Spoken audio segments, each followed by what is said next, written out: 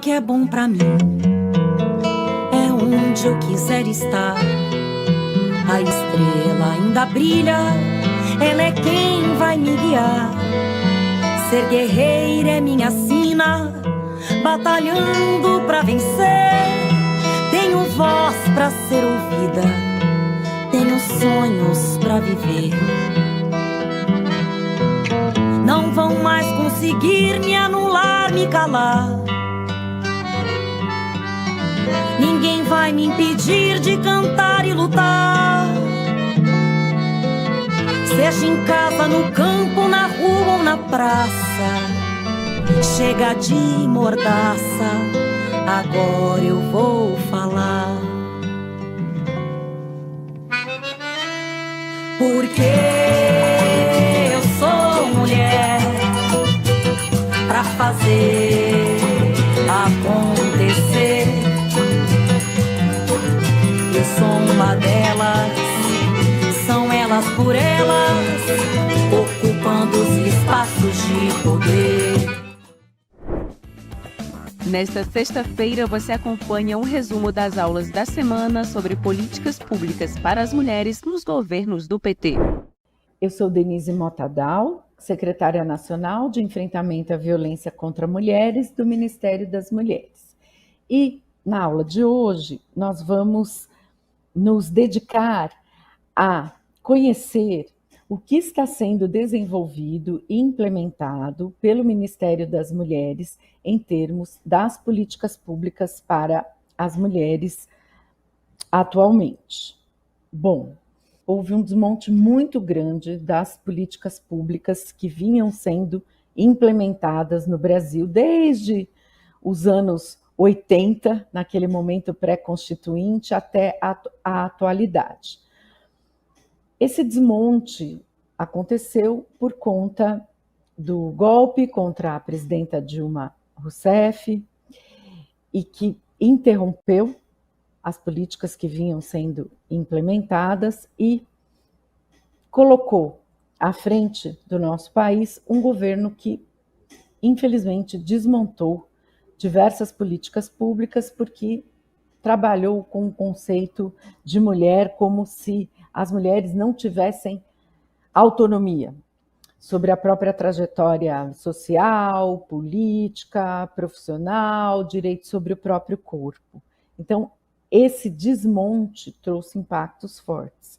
O que nós, agora, no novo Ministério das Mulheres, né, no recentemente criado Ministério das Mulheres, pelo presidente Lula, é a primeira vez que o país tem um Ministério das Mulheres exclusivamente, está fazendo, sob gestão da ministra Cida Gonçalves, conduzido pela ministra Cida Gonçalves. Bom, primeiro, a reconstrução dessas políticas que foram desmontadas. E mais, com foco numa transversalidade muito grande. Então, no dia 8 de março, o presidente Lula lançou 29 programas e projetos, além dos decretos, envolvendo a área de políticas públicas para as mulheres. Portanto, nós estamos impulsionando as políticas públicas para que elas cumpram o seu papel de atenderem as mulheres nas diversas necessidades e áreas, na saúde, no trabalho, nos esportes, na educação, na cultura, em diversas áreas, né? São muitas as áreas que nós estamos implementando esses projetos. Vou falar um pouquinho desses projetos, né? Agora no início, para depois voltar o foco para as políticas públicas para as mulheres na área do enfrentamento à violência, porque é muito importante que esse conjunto de iniciativas do governo tenha divulgação. Bom, na área do trabalho, falando um pouquinho da área do trabalho, quem coordena essa área é a Secretaria de Autonomia Econômica, coordenada pela Rosane Silva, mas falando pontualmente da importância desses projetos, dessas iniciativas. O presidente Lula enviou para o Congresso Nacional o pedido de ratificação da Convenção 190 da OIT. Essa convenção trata da prevenção, apuração e coibição do assédio sexual no mundo do trabalho. Ter sido vítimas de abordagens inadequadas, de pressões para que se relacionassem sexualmente com seus gestores ou empregadores em troca de formação profissional, ascensão profissional, novos cargos, e isso precisa ser barrado. E uma reivindicação forte de todas as centrais sindicais do país entregues para o então candidato Luiz Inácio Lula da Silva reivindicava a ratificação dessa convenção pelo Brasil. Então, essa foi uma iniciativa importante no mundo do trabalho. Além disso, o presidente Lula enviou para o Congresso Nacional um projeto de lei da obrigatoriedade da igualdade salarial entre homens e mulheres no mundo do trabalho. Isso é muito importante, porque no Brasil as mulheres ainda, inclusive nas mesmas funções, ganham em média 20 a 30% menos que os homens. Então, é muito importante também essa iniciativa. Além disso, o governo federal fez o decreto de contratação de, no mínimo, 8% de mulheres em situação de violência. Todas as empresas que têm contratos com o governo federal, garantindo maior oportunidade para as mulheres em situação de violência de reestruturação e construção da sua vida. E agora, mais recentemente, o presidente Lula assinou o decreto que cria a legislação de garantir no mínimo 10% de contratação de mulheres em situação de violência nas vagas do SINE, do Sistema Nacional de Emprego.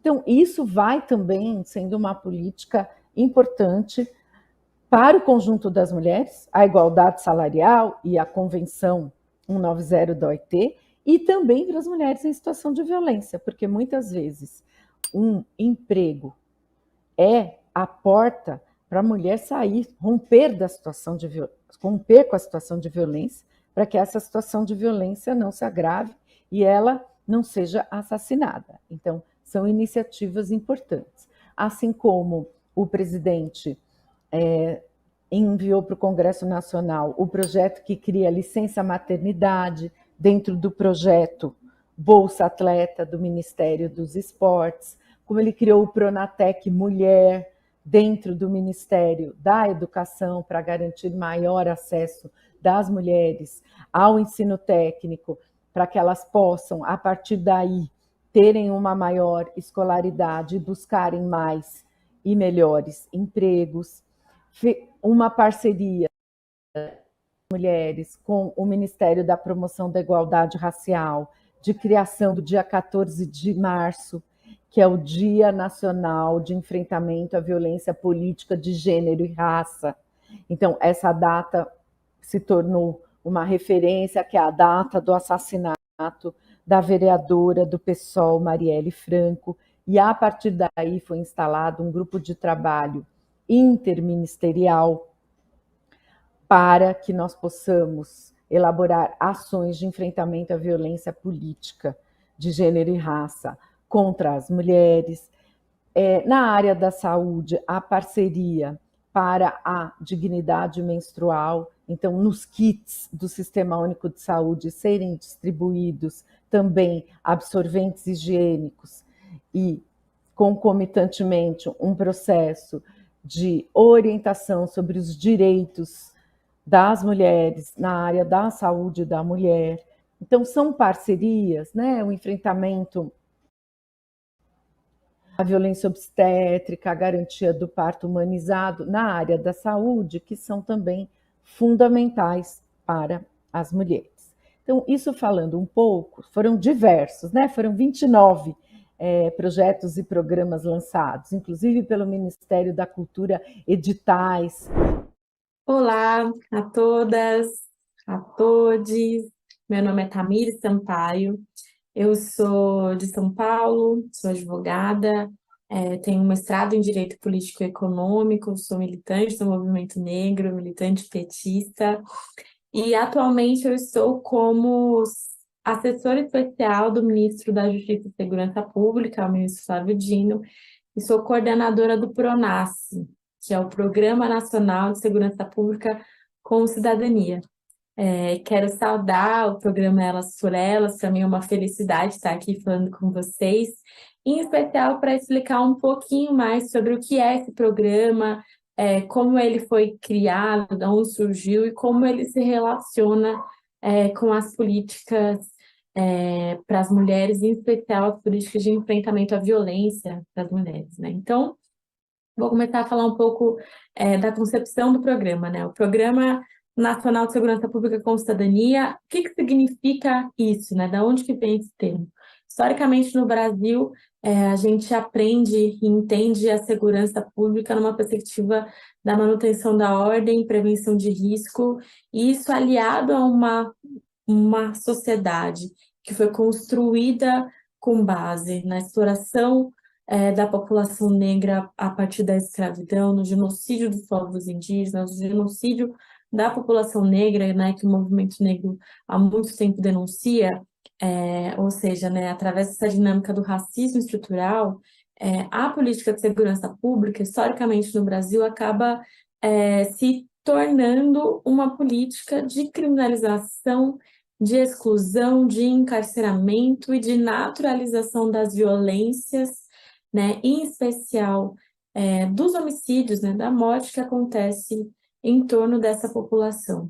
E aí a gente pode ver isso claramente através dos dados, né? Então, em 2016 teve uma CPI sobre o assassinato de jovens no Brasil, e nessa CPI o relatório destaca que a cada 23 minutos um jovem negro é assassinado, e que por conta desse tempo, né, de homicídios que ocorrem, é possível dizer que existe uma espécie de genocídio contra a juventude negra no Brasil. E aí, depois, nos anos seguintes, através de pesquisas do Fórum Brasileiro de Segurança Pública, o Atlas da Violência, o Mapa da Violência, também foi se identificando um aumento dos assassinatos contra as mulheres, em especial as mulheres negras. Então, falar sobre segurança no Brasil não pode estar relacionado apenas a essa noção da manutenção da ordem, porque na prática, manutenção da ordem significa manutenção de uma estrutura social que foi construída para necessariamente manter e naturalizar desigualdade e violência para uma parcela da população que é pobre, trabalhadora, que é periférica, que é majoritariamente negra. Então, pensar a segurança com cidadania, a segurança cidadã, é construir uma política de segurança que tenha como base não a violência, não a manutenção dessa estrutura social que é desigual, mas sim que tem como base a garantia de direitos. Então, segurança com cidadania significa que se constrói segurança a partir do acesso à educação, do acesso à cultura e lazer, a esporte, a moradia digna, a alimentação saudável, a mobilidade, o emprego, né? Todos esses conjuntos de políticas de direito considerados, né, como instrumentos para também garantir uma segurança. E aí o PRONASSE, o Programa Nacional de Segurança Pública com Cidadania, ele surge em 2007, já no segundo governo Lula, na época em que o ministro Tarso Genro era o ministro da Justiça, e ele surge nessa perspectiva, né, de construir uma política de segurança que tenha como base a garantia de direitos, em especial a articulação, né, entendendo a segurança como uma política transversal, ou seja, passou a estimular e incentivar projetos culturais, projetos de educação, projetos de prevenção à violência nos territórios em que o índice de vulnerabilidade social e econômica e violência era muito alto. E a partir disso foi articulando com o Ministério da Educação, o Ministério dos Esportes, da Cultura, as Secretarias de Juventude, de Igualdade Racial, das Mulheres, Direitos Humanos, para construir nesses territórios em que era identificado um índice de violência alto, políticas preventivas, políticas de garantia de direito. Isso somado a capacitação e formação dos agentes de segurança, em especial os policiais militares e as guardas civis, e o incentivo a uma política de segurança voltada para a prevenção e voltada para a redução do uso da força, né? Então, para uma articulação de uma polícia comunitária, de bem articulada com os movimentos sociais. Durante agora essa retomada, né, do presidente Lula de volta à presidência da República, a gente retomou, junto com ele, o PRONASSE. O PRONASSE, infelizmente, ele foi se desmanchando, né? Foi um programa, uma política que não teve continuidade com o passar do tempo, mas que agora a gente está retomando e com força total. O programa ele foi lançado no dia 15 de março, em uma atividade junto com o presidente Lula, e que assinou o decreto, né, de lançamento do PRONASSE 2. Eu espero que o PRONASSE, espero que você, Tamires, espero que os companheiros do Ministério da Justiça consigam levar a cabo essa proeza de fazer os governantes compreenderem que a sociedade não está precisando só de mais polícia, a sociedade está precisando de mais Estado. Que o Estado interfira nas condições de vida das pessoas, na qualidade da educação, na qualidade do transporte, na qualidade da saúde, na qualidade da rua que as pessoas moram, na coleta de esgoto, no tratamento de esgoto, na qualidade da água que as pessoas bebem. Ou seja, tudo isso influencia no comportamento de um ser humano. E é isso que o Estado tem que fazer. E o PRONASSE 2 agora, ao invés de ter uma série de ações, como tinha no passado, a gente resolveu focar em cinco eixos de atuação prioritárias. O primeiro eixo é o de enfrentamento à violência contra a mulher. O segundo é o de políticas de segurança com cidadania nos territórios de alto índice de violência e vulnerabilidade social. O terceiro é de políticas de cidadania, em especial educação formal e ensino profissionalizante para presos e egressos. O quarto apoio às vítimas da criminalidade, em especial as mulheres que foram vítimas de violência doméstica e as famílias que tiveram os filhos que foram vítimas de violência física, né, que perderam os filhos, então as mães que tiveram os filhos assassinados. E, por fim, o quinto eixo é o eixo de políticas de fomento a políticas de enfrentamento ao racismo estrutural e os crimes daí derivados. Todos esses eixos, de certa forma, eles estão intercalados, em especial o quinto eixo, né, que é a política de enfrentamento ao racismo estrutural na segurança pública, ele é transversal, né, a todos os outros eixos, mas a gente resolveu delimitar esses cinco para dar o norte, né, da atuação que o programa vai ter a partir dessa retomada.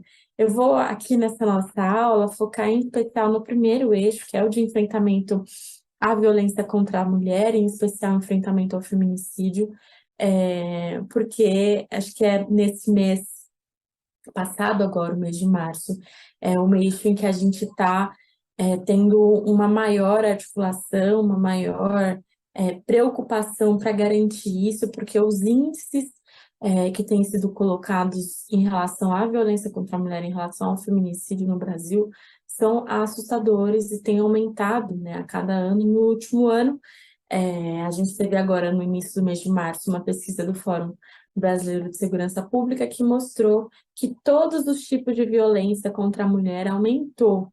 E aí todos os tipos, quando a gente fala sobre a violência física, a violência sexual, a violência patrimonial, psicológica e moral. Todos esses tipos de violência teve um aumento no último período, pela primeira vez desde que esses dados estão sendo acompanhados. A cada 6 horas, uma mulher é vítima de feminicídio no Brasil. Então, isso é resultado de, nos últimos anos, desde o golpe contra a presidenta Dilma, em especial agora durante o governo genocida, houve um desmantelamento das políticas de prevenção à violência contra a mulher e de enfrentamento à violência. Mais de 90% do orçamento das políticas de enfrentamento à violência e de prevenção foram cortados, né? Uma série de políticas que eram centrais e que deveriam em especial durante a pandemia, ser cada vez mais fortalecidas, foram enfraquecidas. Isso aliado a um aumento de um discurso conservador, ultraconservador, misógino, que vem crescendo na sociedade como um todo e que tinha como porta-voz principal a pessoa que estava ocupando a cadeira de presidente da República na época. Olá, eu me chamo Iris Maria, sou uma jovem mulher feminista e estou prefeita na cidade de Apuiarés, no estado do Ceará. Minha trajetória até chegar nesse lugar se deu muito no movimento sindical de trabalhadores e trabalhadoras rurais, então minha militância política sempre se deu nesse espaço de organização da classe trabalhadora, e ao tempo em que eu militava nesse lugar, nós fomos nos organizando também dentro da política, o que me trouxe nesse espaço do executivo da minha cidade, mesmo sem eu ter, talvez, nunca me imaginado nesse lugar. Eu fui nessa última eleição a única mulher eleita pelo Partido dos Trabalhadores no estado do Ceará, e eu estou hoje a primeira mulher a assumir o executivo da minha cidade. Então, isso traz algo muito importante para mim, que é a participação mais efetiva das mulheres no espaço da política, nos espaços de decisão, de poder, mas também traz um desafio muito grande. Minha cidade tem 66 anos de emancipação política e pela primeira vez tem uma mulher à frente do executivo. Então, todos os dias a gente já enfrenta desafios grandes por ser mulher, e ainda nessa sociedade que, em meio a todos os avanços, a gente ainda enfrenta muitas dificuldades, porque é uma sociedade que ainda se apresenta muito, muito forte à desigualdade nas relações de gênero. No espaço da política partidária, eu afirmo que talvez de todos os lugares que as mulheres vêm ocupando, na política partidária ainda seja o lugar onde nós encontramos mais desafios, porque historicamente foi construído esse lugar como um lugar dos homens. Então, você está ocupando esse lugar nos desafia todo dia. Parece que a gente precisa estar provando de que nós podemos, de que a gente é capaz. Então, além de ser mulher, ser trabalhadora, uma agricultora, então ocupar esse espaço me deixa muito feliz, mas me desafia todos os dias a buscar fazer, e é o que eu venho fazendo diariamente, trazer um modelo de gestão participativa, comprometida com as demandas coletivas da população, e assim eu venho fazendo esse mandato do Partido dos Trabalhadores, também pela primeira vez que o Partido dos Trabalhadores ocupa o executivo na minha cidade. Então, é muito desafiador, mas é muito prazeroso também estar ocupando esse lugar.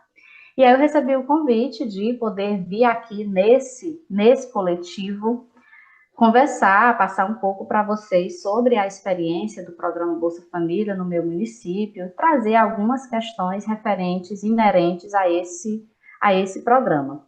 Eu acho muito importante que, ao trazer do programa Bolsa Família, é extremamente importante que, inicialmente, a gente traga um pouco dessa contextualização histórica do programa, que já passou por diversas mudanças, né, nomenclaturas. Então, eu acho que é importante a gente compreender inicialmente sobre esse programa, como é que ele nasceu, de onde que ele veio, em meio a tantos programas sociais que já existem no Brasil de transferência de renda. Então, o programa Bolsa Família ele foi criado em 2003, no primeiro ano de gestão do nosso presidente Lula, e ele tinha um objetivo que era de unificar todos os programas de transferência condicionada de renda que existiam no Brasil naquele período, porque existiam diversos programas com esse cunho que foram criados no governo do presidente Fernando Henrique Cardoso. Então, a gente tinha Bolsa Escola, Bolsa Alimentação, Cartão Alimentação, Auxílio Gás, e aí a intenção do governo Lula, naquele momento, era de fato fazer uma unificação desses programas de transferência de renda que já existia, transformando em um único programa, mas que tivesse também um objetivo, né, uma intencionalidade mais clara, fazendo a unificação de todos.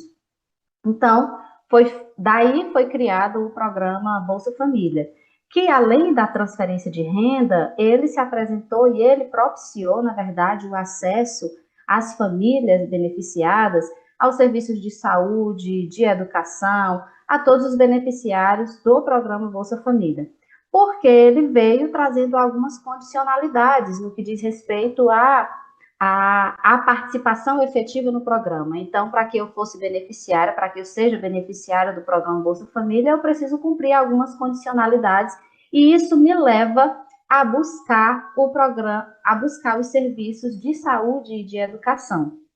Então, isso proporcionou também uma articulação do programa Bolsa Família com outros programas oriundos de outras secretarias, mais diretamente saúde e educação. Então, todas as crianças e jovens que estão na idade escolar, eles devem estar matriculados, frequentando regularmente a escola, e toda a família deve estar em dias com as questões relacionadas à saúde, à vacinação das crianças. Então, isso foi trago como uma condicionalidade para estar, né, ser beneficiária do programa Bolsa Família.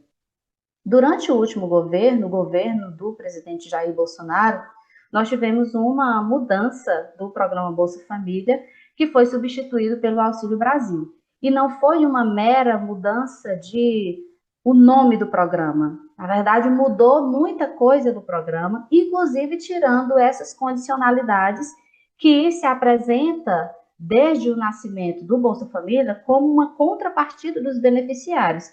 Com essa mudança no governo Jair Bolsonaro, acabou essa contrapartida dos beneficiários no que diz respeito a esses serviços de saúde e educação, e que acaba se transformando em condicionalidades para estar beneficiária do programa. Então, com essa mudança, cada família recebia o valor unificado de R$600, independente da composição familiar, e sem haver a obrigatoriedade de cumprimento de nenhuma condicionalidade para estar no programa. O que eu avalio que foi algo muito ruim, porque a gente tinha todo isso, incentivava as condicionalidades da saúde e educação, incentivava as famílias a buscar os serviços tanto de saúde quanto de educação, mas a gente tinha mais facilidade, inclusive, com relação à vacinação das crianças. Hoje a gente já encontra diversas crianças com vacinação atrasada, a evasão escolar aumentou, e aí não foi só fruto da pandemia, é claro que a pandemia também trouxe isso muito forte, mas isso acabou sendo também, não é que foi um incentivo, mas as famílias, elas acabaram não se preocupando tanto em acompanhar os filhos no que diz respeito à educação, porque já não era mais uma condicionalidade de fazer parte do programa. Então, a manutenção do programa Bolsa Família, na minha avaliação, ele é assim, é quase que uma forma de evitar uma convulsão social, entendendo que o Bolsa Família ele tirou 45 milhões de brasileiros da miséria. No meu município, eu tenho um índice alto de famílias em vulnerabilidade social, em extrema pobreza, que desde a sua criação, esse programa veio dando um suporte extremamente importante nessas famílias. Então, é diante desse entendimento que o próprio presidente Lula ele fez a sua última campanha com foco no programa, que voltou novamente a se chamar Bolsa Família, agora a partir do momento em que ele assume a presidência do Brasil. Então, retoma-se o Bolsa Família, trazendo novamente essas questões que estavam muito lá no seu nascedouro, essa interligação com os serviços de saúde e de educação. Então, hoje nós temos um novo Bolsa Família, que traz algumas questões que estavam lá quando nasceu em 2003, mas que traz também outras novidades e que os municípios estão, nesse momento, entendendo melhor do programa para ir também dialogando com as famílias beneficiárias. Então, o novo Bolsa Família, ele volta a operacionalizar o sistema de condicionalidades, onde exige a frequência escolar, a vacinação, e ele também tem o foco na atualização do cadastro único e integração com o Sistema Único de Assistência Social, SUAS, com uma busca ativa para incluir quem está fora do programa e a revisão dos benefícios com índice de irregularidades. Hoje, os municípios eles estão aí com um desafio enorme no que diz respeito à atualização dos dados, a fazer a revisão de benefícios, porque, infelizmente, a mudança ocorrida no governo do então presidente Jair Bolsonaro ocasionou uma série de questões que hoje a gente precisa retomar junto às famílias que estão beneficiárias desse programa. Olá, cumprimentar a todos e todas que estão assistindo essa aula do Elas por Elas. Eu me chamo Ellen Costa, eu sou coordenadora geral da Central de Atendimento à Mulher, o LIG 180, do Ministério das Mulheres, e é um prazer poder participar e explicar um pouquinho hoje como funciona a Central, quando foi que ela surgiu, os momentos que nós passamos, e essa fase atual do governo Lula reeleito pela terceira vez, e o retorno dessa política tão importante para todas e todos nós, né? Então, eu vou iniciar falando um pouco sobre esse panorama histórico. Eu queria colocar que a Central, ela não tem tanto material assim que a gente possa buscar para apresentar realmente quando foi que ela iniciou, como era vista anteriormente, os processos que ela passou até chegar no formato atual. Então, a gente busca algumas pesquisas que foram feitas, eu estou me baseando bastante aqui na pesquisa da Daniela Carneiro Nogueira, um TCC que ela fez, e ela fez esse TCC entrevistando as funcionárias da época, as servidoras públicas que trabalhavam lá atrás, desde o início até a gestão Dilma, né, Dilma Rousseff. Então, ela conseguiu montar esse panorama histórico a partir dessas entrevistas, e eu vou colocar um pouquinho aqui para vocês.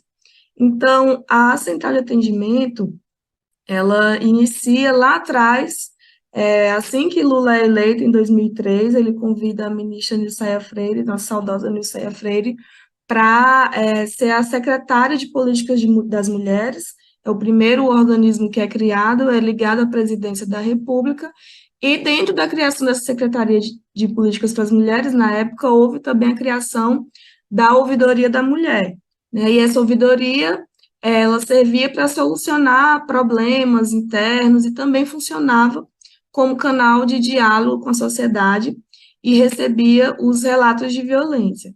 Então, paralelamente, a criação da secretaria e a criação da ouvidoria também estava sendo feita à época a discussão sobre a Lei Maria da Penha, né? O Brasil já tinha sido condenado no caso da Maria da Penha, e aí entre as condenações, o resultado é realmente a criação da lei, né? Então, a CEPM, ela acompanhou de perto esses debates, e também, à época, estava ocorrendo a primeira Conferência Nacional de Política para as Mulheres, né, que foi em 2004. E dessa conferência, a sociedade já apontava a violência contra a mulher como uma questão relevante a ser enfrentada pelo Estado. Então, a SPM, à época, sentiu essa necessidade de criar um canal que pudesse informar as mulheres sobre os seus direitos e dar a elas orientações sobre a Lei Maria da Penha e disseminar as leis existentes, né? E dessa forma, a ideia de um serviço que viria a ser o LIG 180 foi pensada no âmbito da ouvidoria e mais tarde também em conjunto com a Secretaria de Enfrentamento à Violência contra a Mulher, que atuava dentro da SPM. Então, não existia naquela época nenhum conhecimento, nem expertise para poder montar um serviço como o LIG 180. Dessa forma, a Secretaria das Mulheres buscou uma parceria junto ao Ministério da Saúde, que desde 1996 já tinha um serviço telefônico chamado Pergunte AIDS, né? E em 97 se tornou o Disque Saúde. Então, em março de 2003, voltando um pouquinho, é criado o Disque Saúde da Mulher, né, que era um projeto que contava com a parceria entre o Ministério da Saúde e a Secretaria Especial de Política para as Mulheres, com esse objetivo de acolher e orientar mulheres vítimas de violência. E em novembro de 2005, surge a Central de Atendimento à Mulher, né? A gente usa a sigla CAM, e a partir de 2006, a SPM assume aí a coordenação dessa central. Então, assim, no momento em que começava a surgir o que hoje se configura como o Ligue 180, pensava-se em um serviço próximo ao que era o Disque Saúde na época, né? Servia apenas para prestar informações. E, além disso, antes da central, a então Secretaria de Enfrentamento à Violência contra as Mulheres da época tinha como objetivo também a articulação de instituições. Então, com a criação do Ligue 180, essa temática de violência de gênero passa para um caráter mais executivo, né, da política de enfrentamento à violência. Então, a central, que começa como um projeto de parceria com o Ministério da Saúde, e apenas com o objetivo de prestar informações, ele passa a alterar essa lógica de funcionamento da própria Secretaria de Violência do país inteiro, e aos poucos ela vai incorporando também a função de receber denúncias, né?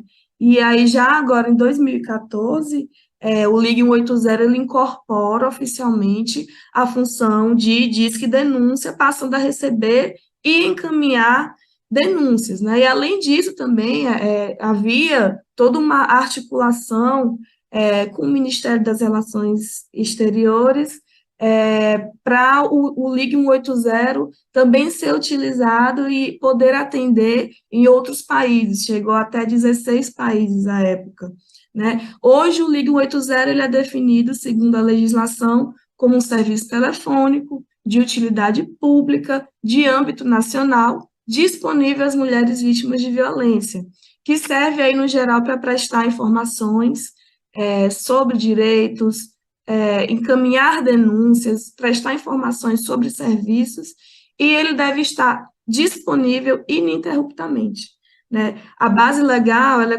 configurada pela Lei 10.714, de 13 de agosto de 2003, que autoriza o Poder Executivo a disponibilizar em âmbito nacional esse tridígito, né, que é o número telefônico 180 destinado a atender denúncias de violência contra a mulher. E essa lei de 2003 dava autorização às DEANs, né, e às delegacias de polícia civil, DEANs, Delegacia Especial de Atendimento à Mulher, né, para a criação do número telefônico, mas foi alterada em 2014, né, por essa lei 13.025, de 3 de setembro de 2014, que passa essa responsabilidade desse número para a central que atua ali dentro da esfera da Secretaria Nacional de Política para as Mulheres, né? E aí a gente tem, então, as atribuições do Ligue 180, elas estão definidas no decreto 7.393, de 15 de dezembro de 2010, assinado pelo então presidente Lula. E aí lá estão todas as definições do que é a central, que é muito além da questão só da denúncia. Então, ela recebe, registra relatos de violência, ela dissemina informações sobre serviços, por isso ela sempre tem que estar bem atualizada, e ela, mais importante ainda, consegue fazer o recorte sobre os dados específicos dessa violência, faz o recorte sobre agressor, sobre as vítimas agredidas, os tipos de violência, quem são essas mulheres, a região que elas vivem, que a partir do golpe que foi implementado em 2016, né, com o impeachment da presidenta Dilma, a gente tem a entrada do Temer, e, posteriormente, a eleição do Bolsonaro, e, a partir daí mesmo, um desmonte, uma política de desmonte, que eu costumo caracterizar, que foi empregada por esse governo Bolsonaro, a partir do sucateamento das políticas públicas, né, para as mulheres, e tem aí uma redução contínua do orçamento destinado para o desenvolvimento das ações, tanto a continuidade das ações que já vinham sendo implementadas, quanto o desenvolvimento de novas ações, o que acabou impactando o país inteiro, né?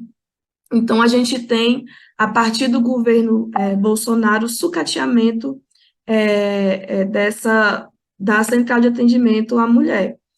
Olá, eu sou a professora Josete, vereadora em Curitiba pelo Partido dos Trabalhadores, sou filiada ao PT desde 1990 e sou professora da Educação Básica, professora da Rede Municipal de Curitiba. Sou sindicalista também, essa é a minha origem, né? Fui da direção do nosso sindicato aqui em Curitiba e a partir, né, de um debate coletivo é que eu acabei entrando na carreira política, né? Saí candidata em 2004 e estamos agora no nosso 5º mandato como vereadora.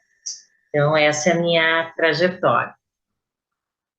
Então, é desse lugar que eu me coloco para discutir com vocês, para trazer algumas informações. Como mulher, nós sabemos todas as dificuldades que temos para superar as barreiras da sociedade, que é machista, que é patriarcal, e onde ainda a igualdade entre homens e mulheres não está presente.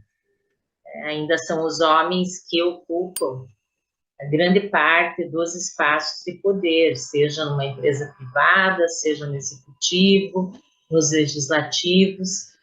Então, nós precisamos de políticas públicas para que tenhamos as mesmas oportunidades que os homens têm.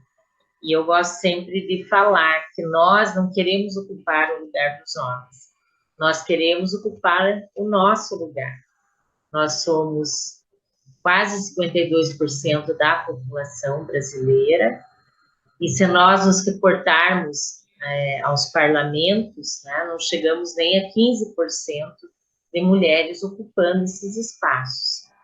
Então, tanto na política como nos cargos do poder público, mas mesmo quando nós tratamos de empresas privadas, as mulheres, elas ainda precisam, né, ter a garantia, né, dos mesmos direitos. E foi nesse sentido que, no dia 8 de março, o nosso presidente Lula lançou, né, diversas ações vinculadas ao Ministério das Mulheres. Mas o que eu acho bem interessante é que essas ações, elas estão articuladas com os mais diversos ministérios, e é nesse sentido que nós avançamos, porque o Ministério das Mulheres, ele não vai conseguir avançar tendo ações isoladas. Nós vamos garantir políticas públicas efetivas tendo essa ação com todos os ministérios, essa ação interministerial. Uma das questões que o presidente Lula anunciou como um programa, né, como uma ação do governo federal, foi a assinatura de um projeto de lei que estabelece a igualdade salarial entre homens e mulheres que exercem a mesma função no trabalho. Então, esse é um compromisso que o presidente já trouxe durante a campanha eleitoral e que agora esse projeto será encaminhado para o Congresso Nacional, e nós entendemos que é um grande avanço. No setor público, as carreiras são idênticas, os salários são iguais, mas na iniciativa privada, nós sabemos que, principalmente nos cargos, né, de maior poder, na hierarquia de uma empresa, muitas vezes as mulheres fazem o mesmo trabalho, ocupam o mesmo cargo e o seu salário é bem menor. Então, acredito que esse foi um aspecto que traz, né, possibilidades de construir essa igualdade entre homens e mulheres. Outra discussão que que foi pautada para esse 8 de março foi o combate ao assédio e à violência, tão presentes na vida das mulheres. Então, a medida, né, colocada pelo presidente Lula é que nós vamos fazer o enfrentamento dessa violência, né, do assédio em relação às mulheres, no sentido de ratificar a Convenção 199 da OIT, né, que trata da eliminação da violência e do assédio no mundo do trabalho. Então, a OIT, esse tratado internacional que foi criado em 2021, né, portanto é recente, ele estimula os países a adotarem essas políticas, né, de prevenção à violência e de punição à agressão no ambiente de trabalho. Tá? Esse é um tema que também, né, leva, em grande medida, à superação da desigualdade. Nós sabemos que o assédio sexual e moral ele ainda é muito presente nos espaços de trabalho. Outra questão é o combate à pobreza menstrual, né? Hoje a gente tem trazido um outro termo, né, que é a garantia à dignidade menstrual, com o compromisso de distribuir absorventes gratuitamente no Sistema Único de Saúde. Então, esse também é um debate muito importante, ainda um tanto incipiente, né?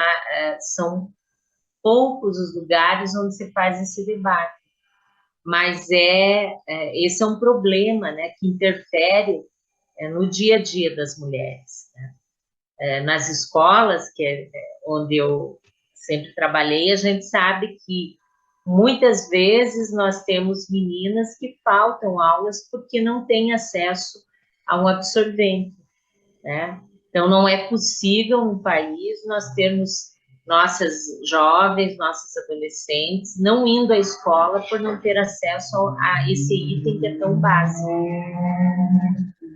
Outra questão que avança, né, nesse pacote que o presidente colocou é a cota para vítimas de violência em contratações do poder público. Então, é garantir que 8% da mão de obra para mulheres se destine às mulheres vítimas de violência. Grande avanço aí também. Porque para superar a violência, as mulheres têm que ter autonomia econômica. Muitas vezes as mulheres se submetem à violência porque não têm alternativa, pensam nos seus filhos, nas dificuldades que elas podem ter quando, enfim, resolverem romper um relacionamento abusivo. Muitas vezes elas não têm renda, não têm um trabalho, e o medo, né, de passar uma situação mais difícil, fome, enfim, não ter onde morar com os seus filhos. Então, eu acredito que é uma ação bastante importante. Também a licença maternidade no Bolsa Atleta. A gente sabe que hoje as mulheres são muito prejudicadas, né, as nossas atletas, porque elas não têm alternativa de renda quando estão em licença maternidade. Então, é mais um avanço. E também acho importante tratar aqui da retomada de programas que foram extintos durante o governo Bolsonaro. Então, um deles é o programa Mulher Sem Violência. E a proposta é que haja a construção de 40 casas da mulher brasileira, que foi um programa criado lá no governo Dilma e que também acabou não tendo continuidade no governo anterior, agora à eleição do nosso presidente. Anote na sua agenda, é de segunda a sexta-feira, sempre às 4 horas da tarde, aqui na TVPT. Reveja esta e outras aulas na playlist TV Elas por Elas Formação, no canal da TV PT no YouTube ou em formato de podcast no Spotify.